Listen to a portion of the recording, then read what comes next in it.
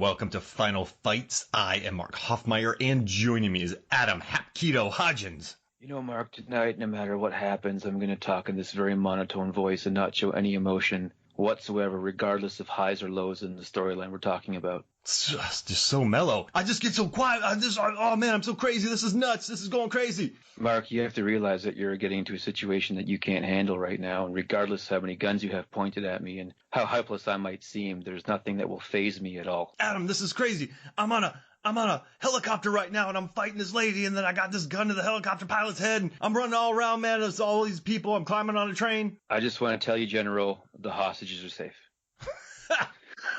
I can't do it anymore. That's as much Seagal as it got in me. I am it's movies with dark in the title month here at Movies, Films, and Flicks. I never planned on it. I just realized one day that I already had 3 recorded, so I'm like, make a month out of it. So here we are doing this Under Siege 2 Dark Territory, and I gotta thank you for this because Under Siege 2 Dark Territory is a gem. There's some stuff happening in this movie. Directed by the guy who made Free Jack, Young Guns 2, was second unit on the Lord of the Rings movies. Written by Matt Reeves, who went on to write like Cloverfield, Let Me In. He did Dawn of the Planet of the Apes, War of the Planet of the Apes. Now he's directing Batman. The fight coordinator, right? The fight coordinator. Clint Cadena was on The Rundown, Blade Trinity, The Matrix, The Crow, Showdown in Little Tokyo, Triple X. John Machado, a guest fight choreographer, is a Brazilian black belt martial artist. I mean, as you know, I love MMA, Adam. And when I saw John Machado as a special guest choreographer, I was like, what? And then I looked up Dick Zeiker, the stunt coordinator on this. This dude did Soldier, Speed 2, Executive Decision, you're gonna love this, Blind Fury, National Lampoon's Vacation. He was also a stunt person. He was a stunt coordinator on Carrie, and he was a stunt person on Jaws and Scarface. Right. So this, we hadn't done Blind Fury yet. We did Lady Hawk, but we discussed doing Blind Fury. We need to do Blind Fury. We'll get to it. We have to. And then also, I mean, you have Steven Seagal, 7th degree black belt, and Hachidan Aikido. And then he has he knows severe knife fighting skills. He also knows the stick and sword. I mean, this is a guy who, has been practicing martial arts since so he moved to Japan sometime between 71 and 73. Then he returned home, and then he started teaching Aikido and just moved all around the world. And he's just a martial arts guy, Steven Seagal. Right. And I mean, this fight scene in Under Siege 2, all those skills are kind of worthless. I want to say this. Mark. On paper, what you just described to me, all the credits, the rundown you just gave me, it's a royal flush. You go into this with only the highest of expectations. I gotta tell you, his final fight with Marcus Penn. So the final fight is between Casey Ryback of Under Siege fame. Everyone calls him Casey, not Chef, which when I worked food events for a long time, not a long time, but it felt like a long time, and you all call him Chef. Everyone's like, hey, Casey. They be calling him Chef. Just want to let you know that. Nobody calls Gordon Ramsay Gordon. They call him Chef Ramsay. Exactly. So Casey, they don't respect him. But his fight with Marcus Penn, there's a scene in here where Marcus Penn has... I will say, this is what we call a Goro situation, where the second in command is the toughest fight. Yes. And I mean, it's kind of like, think Lethal Weapon, right? Or Mr. Joshua. Mr. Joshua. I mean, fights like that. So he's up against Marcus Penn, played by Everett McGill. Big guy, good, good presence. He's the guy from People Under the Stairs, I believe, right? Wasn't he? People Under the Stairs. He's always freaked me out. So from that, just big guy, great presence. But this fight is just Casey Ryback clowning on Marcus Penn. It reminds me a little bit of like when my son was 3 and he'd want to wrestle with me. And we just kind of tussled around a little bit, and I was never in any danger. But you just kind of play with him a little bit, and then you tell him, okay, now it's time to go to bed. So it's not like when your son is 13 and has done like 6 weeks of wrestling and lands a single leg on you, and you're completely shocked, and then you eventually smush him, but you're still kind of shook because you just got a single leg takedown from your 13-year-old son. That's not even this. That's not even this. My son is actually 13, and he's really good at Kempo karate. Oh, hey. Nice. Yeah. So he's got a staff that he uses. He's got staffs and Cali sticks he knows how to use and stuff. Jeez Louise. So yeah, we're way beyond the wrestling when he was 3, but that's kind of what happens here. There's a moment in this fight where, okay, I just want to, before we get to this, I have to ask you a question. When you see lettuce in a kitchen fight, do you expect that lettuce to be used? Like in Spy, when Melissa McCarthy is throwing food at the woman that she is fighting, she is throwing lettuce at somebody. If you see a lettuce in a fight in a kitchen, you expect that lettuce to be used. When you see a kitchen fight, I assume everything you see will be used at some point in time. Yeah, salt, pepper shakers, everything. But tomatoes and lettuce are top of the pile. There isn't any lettuce juices in this fight. However, I mean, Marcus Penn does go flying on top of some lettuce, which... Yeah, but the lettuce is not the object of the preposition there. I just kept waiting for Marcus to just realize his defeat. And I kept waiting for Marcus to land a punch. Casey has... Well, the only kick he landed is when Casey has him on the ground and then he kicks him in the head. And Casey falls backwards. And I just went, whoa. Because in this fight, Marcus Penn, the ultimate bad guy, does worse than the henchman a few minutes beforehand that picked up Casey Ryback and tackled him inside of a train car. But he tackled him, but what really happened was that was just Seagal putting him in the Gracie guard. Yeah, the Gracie guard. And then he was using his heels to kick his back and using his elbows to hit him in the head. He went real MMA on him there. Yeah. I mean, super MMA. But that shocked me, though, because if you are in a traditional MMA fight, most Steven Seagal fights would be 3,000-0. Right. His fight against that henchman was roughly 2,700-4. Right. He got a lick in there. He made himself known. Now, Mark, I have the final fight broken down here. I just want to read off my breakdown of the final fight to you.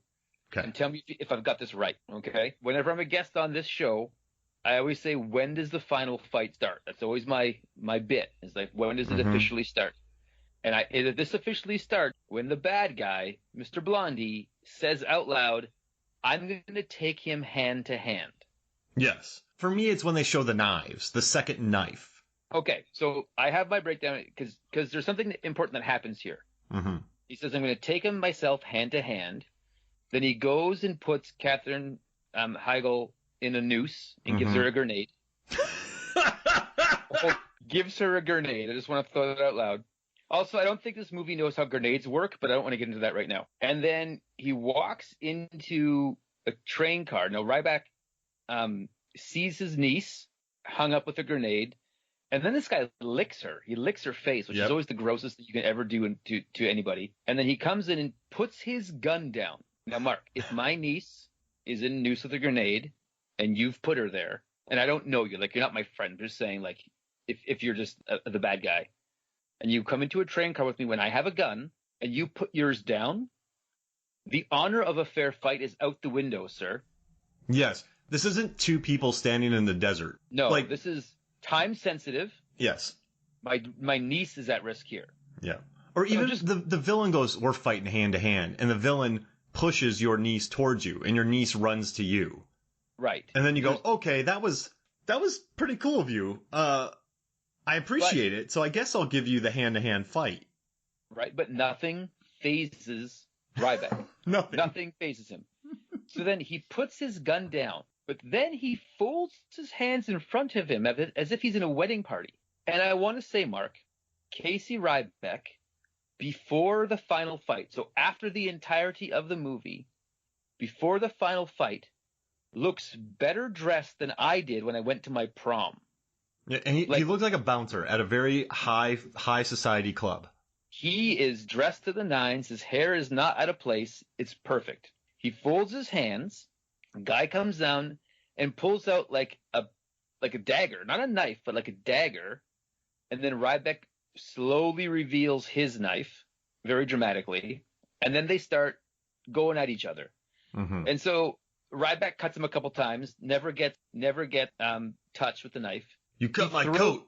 But isn't it a jacket? Oh, sorry. I'll let you break it down. Sorry. Anyways, so then Ryback throws him a couple times, and then they tussle, is what I say. They have a little tussle. They hug, tussling. And they fall down the stairs, and then Ryback loses his knife. which sends him into Super Saiyan mode, and he kicks the crap out of this guy. He's better without a knife, Mark. Yes. He just and headshots and knees, and he just unleashes on him, throws around the kitchen. They tussle a little more. He gets kicked once, just one. Mm-hmm. And then he goes to town, and he really just destroys him. And he gives him a rear choke, and he breaks his neck. And then he just kind of gingerly walks up to his knees, like he's never in a real hurry in this movie ever. Never. But that's my breakdown of the movie. But I'll say after the final fight, even after the train explodes and he's on the helicopter, he still looks better than I've ever looked on like a first date or a formal event. And you know what's wild? Let's say you and I go outside and we just go play some pickup hockey. I don't know. Just pick up street hockey, right? Yep. When we're done, and it's a balmy day, right? Balmy July day. You and I are going to be soaked. We're going to look gross. Our hair's going to be We're going to have like bad. The dust that settles on you because you're sweating. Yeah. It's not going to be pretty. You get? No, it's gross. You might have, I might have a black eye because you shot the puck at me or the ball since it's street hockey. And I kind of think you did it on purpose, but you're like, oh, it was an accident. I yelled knuckle puck. I yelled knuckle puck. Like, we're going to look horrible. But in this one, even after the stairs got more strikes in than Marcus Penn did in this final fight. The stairs, if this was a three-way fight, the stairs take second place. 100%. 100%. Also, he just slaps. You see, he lands 21 straight, I can't even say it, 21 straight strikes on Marcus Penn in a row when Marcus Penn still has a knife. Right. And when Marcus Penn is like far away from him or close to him with a knife, without a knife, his hands keep doing this thing in front of his face where if you take out the dramatic music and put in like cha-cha music, it's like, you know, the guys are like, 2, cha-cha-cha, 1, 2, cha. He's almost doing that kind of hand movement where it's like, I don't know if it's real Hapkido or if it's just him making it theatrical, but I don't understand it. Now, let me ask you a question. Okay. You're Marcus Penn. You're up against Casey Ryback, and you're like, I am out of my league.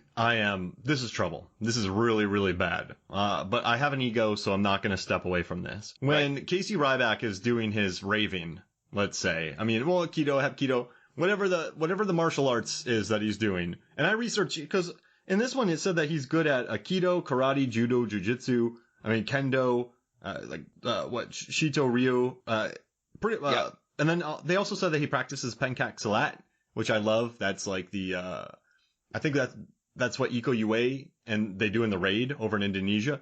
So he practices every martial art known to man. But when he's doing that arm thing, he's kind of thinking, okay, I'm protecting my vital organs. So when he goes to stab my guts, my arms are moving, so then I'll move it. Or if he goes to stab my face, I'll move it. If he goes to stab my jacket, my coat, which is, I think is a jacket, but I call it a coat. Right. What if you just try to slice his fingers? Yeah. Wait, he did bite a knife in Mission Under Siege, though. That's the problem. But what if he just sliced his hand? Yeah, okay, just start hacking. Yeah. Like, that's not... Listen, I've never been in a knife fight against a highly trained person who knows knife training. So if I was in The Hunted, Benicio del Toro would hand it to me. It would be the shortest fight ever. It would be, hey, what's up, man? Slice dead. So I can't really, I hate when people are like, this is what I would do. I would do a triple backflip. You would do a triple backflip inside of a train car? But yeah, so I'm not going that. But no, it just bummed me out how badly Marcus Penn fell apart. I mean, Marcus Penn, he couldn't even land a slash with the butcher knife. No, he had a cleaver, Mark. A weighted cleaver designed to cut meat. That's what it was invented for, to cut big pieces of meat and bone. He's got nothing.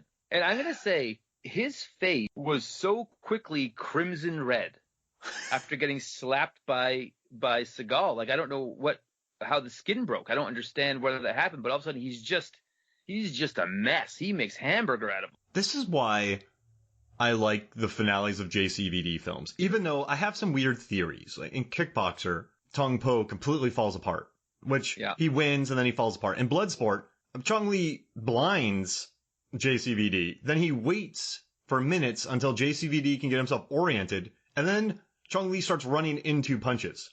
One of the most trained people in the world. So that's ridiculous. But at least JCVD always gets it handed to him in the beginning. And then he pulls a miracle comeback, shakes the confidence of everybody, and wins. JCVD gets hurt. In Lethal Weapon, Mel Gibson and Danny Glover, when they fought Jet Li in the fourth film, they got hurt. John Wick gets hurt. Even Ethan Hunt gets hurt. In Mission Impossible Fallout, Hunt and Cavill almost lost that fight to the guy in the bathroom. Now, have you seen Nobody yet? I have not. Okay, then I won't say anything. But what we're saying right now is the most prevalent in that movie. And now we're watching. I think it does as much as I love it, right? I mean, we don't get any lettuce, which kind of bums me out, but we get some good rolling. We get some good jujitsu. We get some grappling. We almost get a leg lock. We almost got a leg lock in a final fight, which that's a first for me. In all of my episodes, I've never seen a leg lock. No. And then he snaps necks like butter. In Lethal Weapon, doesn't he Mel does. Gibson do a triangle choke leg lock on him? Yeah, he gets a rear naked choke on him, which was jujitsu, and they actually had some jujitsu practitioners. Also, the stunt coordinator was famous for headbutting people. So you had a really good rear naked choke, and then you also there could be a leg lock in there, but I do remember the rear naked choke because I was watching. I was like, that's jujitsu in the 80s, which made me happy. Well, he did a triangle choke with his legs on him. Oh, that's what it was, the triangle choke. Yes, so he used his legs to triangle choke him, and I was like, that's jujitsu. That's real jujitsu. It's happening right in front of us. But also, Mr. Joshua handed it to Riggs for a while, or Murtaugh. Oh yeah. Well, Riggs. Well, because you wanna, as a viewer, you want your hero to be capable, but not a bully. Mm-hmm. And I feel like when it's such a one-sided fight, like we saw with Casey Ryback here, then you're like, okay, well, I'm happy the good guy's winning, but there's not a lot of stake in the game for me right now. Like he's just beating people up right now, and I don't know. And then I do want to give one caveat. So we did the Equilibrium final fight. And, and that one, I mean, Christian Bale wipes the floor with everybody. And so, but that one's great because you just don't see that coming, right? You know he's going to win, but you don't know that it's going to be a massacre. And that's the joy in that. This one feels more like ego. Right. And in Equilibrium, it was like him against 100 guys. Mm-hmm. So that's a different story being told than one-on-one, one-sided fight. To say like this guy is so great that he can take on this army. It's telling you that he's been reserved this whole movie, and then when you get to a one-on-one fight where it's just a bully fight, you're like, well, okay, this is just him being the best. Okay, I guess this guy's just the best. It takes some of the drama out of it, right? Yeah, and just the 39 seconds of movement, blocking, not hitting with the butcher knife. I mean, you and I are not good baseball players, I'm assuming. Mark, I was told by someone who I met for the first time 2 years ago when I was on my church softball team.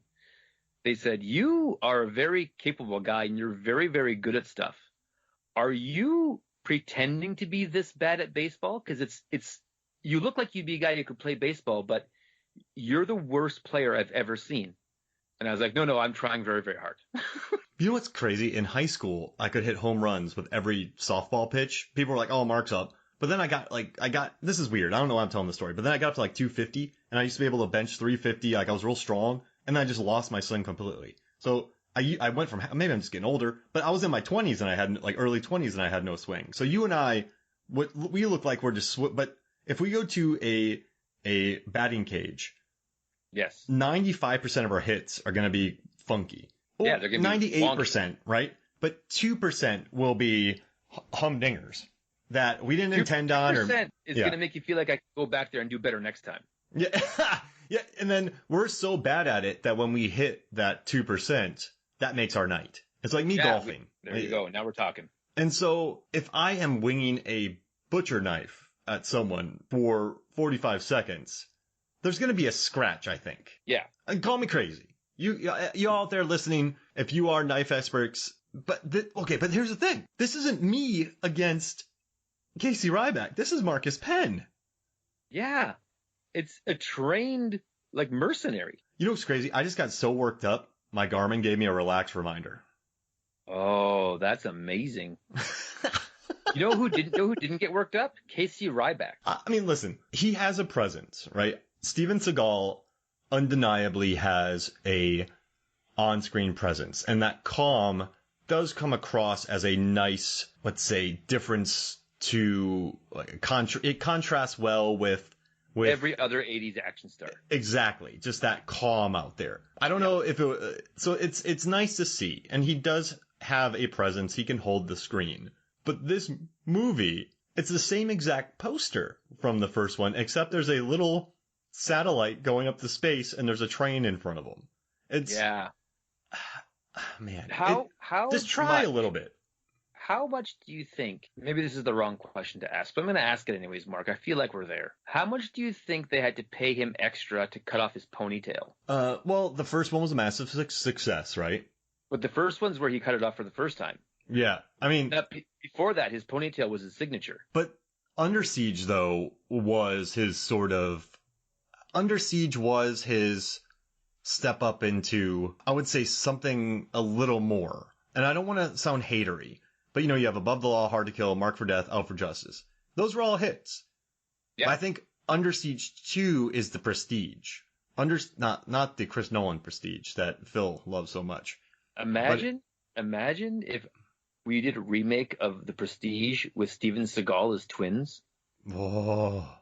And JCVD as Hugh Jackman cloning himself. Okay.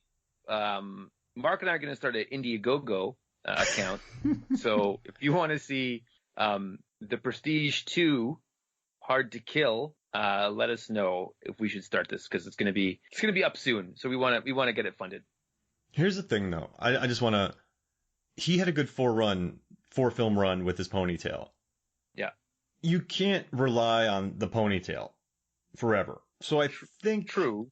I think Under Siege and The Prestige and Tommy Lee Jones, it was time. This was the biggest budget so far. Let's lose the ponytail. Let's go, because chefs can't have ponytails. No, well, no one in the military can have a ponytail. Exactly. So then I guess it makes sense that this is his first big picture, and then they had to pay him extra to keep it off in Under Siege 2. Right. That's where he's like, I just want to talk about the ponytail for a second. Maybe Casey Ryback has been on shore leave for a while, and he's got to go back. And he's just coming and doing a favor for the boat. How's that sound? Exactly. No, Mr. Seagal, we're going to go no ponytail. Yeah, but I'm Casey Ryback, the uncle now, not to say, like, you know what I mean? I think it would have been a negotiating move. Yeah. Because he grew it back between the two of them. Yeah, that's true. Because I think you're right. I think after Under Siege is when Seagal was able to start calling his shots. Yeah, because that was a blockbuster. Right. And then it went. See, I love the trajectory of his career. You had Above the Law, Hard to Kill, Marked for Death, Out for Justice, Under Siege, which is a 5-film run of popular films. But they did On Deadly Ground, Under Siege 2, Executive Decision, which is great, but he dies, The Glimmer Man, and then Fire Down Below. And then he had a little bit of a renaissance when he was in Exit Wounds and Half Past Dead. And then from there, it was basically straight to DVD unless he was in a Machete movie. Yeah. If he was brought back to be like, hey, look, it's Steven Seagal, right? Mm-hmm. It's so interesting. So once he got to the height of his power, but once he... See, and it's funny because as a kid, I remember thinking that there was like so many Steven Seagal movies, but I would say at the time of Under Siege, I think Chuck Norris had more movies out. Oh, hands down, because he was doing all the canon movies. He had the Missing in Action. He had much more. Yeah. Yeah. So I think I remember more Seagal than there actually was, and I think that is a testament to Seagal. Okay. Growing up, though, how often did you watch Above the Law, Hard to Kill, Marked for Death, Out for Justice? It was basically Under Siege on VHS that everyone watched, our age. So I would disagree with you. Whoa. So my experience was the Sunday night movie on ABC. My dad would tape for me when I went to bed on Sunday night, and I'd come back and watch it Monday morning or Monday after school. And if it was good, I would keep it and like mark it as a keeper. And so Above the Law and Hard to Kill and Marked for Death, not Out for Justice. I didn't get that till later on, but those three were on NBC movie nights, and I had them, and I used to watch them all the time. And because Under Siege came out a little bit later, right? It was 92, right? Mm-hmm. So I didn't see. So in 92, I would have been 11. So I wouldn't have saw it in the theater because they had a naked scene in it. So that one I didn't see till like later on in high school. So, but Above the Law, Hard to Kill, Marked for Death, I saw the TV edited versions of those a lot as a kid. Oh, interesting. Yeah. Hey, so before we get out of here, I just want to let you know that in my notes, in all caps, I just wrote, "This guy looks like a chump." That's how annoyed I was about this guy. I wanted better. Okay, top 3 moments. Give me your top 3 moments right now. Top 3 moments are when cutting up from number 3 up. Yeah. From number 3 up, number 3 is when he folds his hands in the beginning, like as if to say, like, okay, we'll play your game, but understand this is no big deal to me. Like he telegraphs it, like, oh, what an idiot. Okay, we'll play your game. Second moment for me was when he audibly says, "You cut my coat," right? And that reminded me of like Civil War, when it's like, I don't know how many fights you've been in, but there isn't this much talking. And then the number one moment for me is when he looks up and his face is just crimson red, and I'm like, where did all that blood come from? What's been happening here? But it's just, Ryback. Yeah, it's those are 3 perfect picks.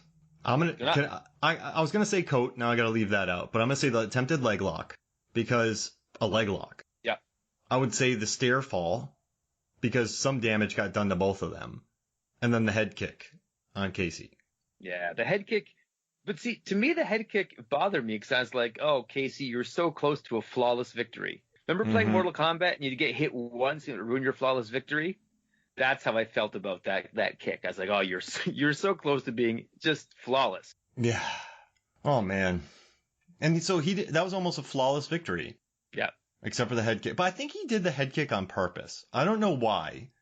But I feel like everything everything has a reason for him. Yeah.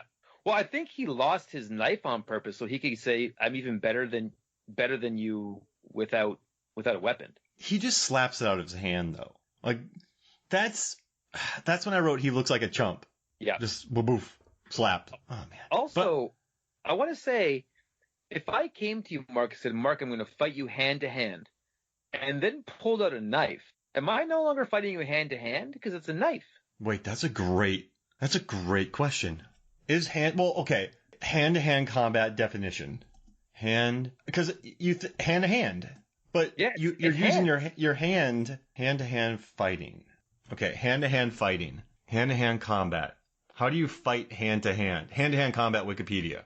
Okay, so let's see what it says. It's happening right now? We're just doing it? Yeah, it's a physical confrontation between 2 or more persons at very short range. Grappling distance or within... Oh, okay. The term is generic and may include the use of melee weapons, knives, sticks, batons, spears, or improvised weapons such as entrenching tools. So okay, it just means we're like hand to hand. So you're just that kind of stuff. I felt like pulling the knife was a cheap move when he says, "I'll beat you hand to hand." But that's just me. Like he could have said, "I'm gonna go knife fight him." Yeah. Right. I'm gonna cut out your heart, Matrix. With a spoon. So I had that same thought, and that would have been better. So all those placements were set during the scene. That'd be funny if he grabbed a steak knife. They both grabbed steak knives. Whatever happened to hand to hand? Right. Well, now it is hand to hand, technically, according to Wikipedia. Let me look that up. Right. You're right. If 1994 Seagal was like, according to Wikipedia, it's hand to hand, I would have lost my mind. Yeah, he predicted the future. Absolutely. All right. I think Steven Seagal is behind Wikipedia. He writes all the articles. Well, okay, so Steven Seagal, Wikipedia. If you spell Wikipedia backwards, it spells out Steven Seagal. Yeah. It's also a palindrome. Tenet. Someone's like, wait, what? So someone's writing it down right now. These guys aren't telling me the truth. This spells out. Hey, put it up. Hey, thank you for joining me, man. Thank you for being a part of Dark Month here. Thank you for giving me a great final fight with Under Siege 2 Dark Territory. We have not covered Seagal yet on Final Fight, so this was perfect. Awesome, Mark. All right, so for me, Mark Hoffmeyer, for Adam Hodgins, this is Final Fights. We'll see you next week.